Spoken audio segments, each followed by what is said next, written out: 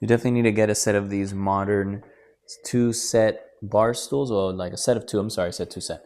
Definitely want to check them out. So they're very, very nice. As you can see here, you can change the elevation of the bar stool with this stick here, or you can rest your feet here, and this is the base.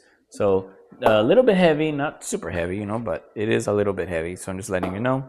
I really like the design here on the back. It looks very nice. The wood finish there. I mean, it's PU leather, so it's still not that bad. You know, as you can see, it's very comfortable. I've had this for quite a while, and it's, you know, it's a little bit faded on the side, but it's very, very nice. I love how it looks, the elegant color, and it just looks very stylish, very modern.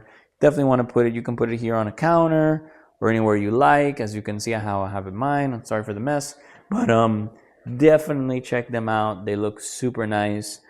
You can put them anywhere, outside in a bar, or on a counter. So I think they look best on a kitchen counter. But hope you enjoy them. Hope you check it out and enjoy.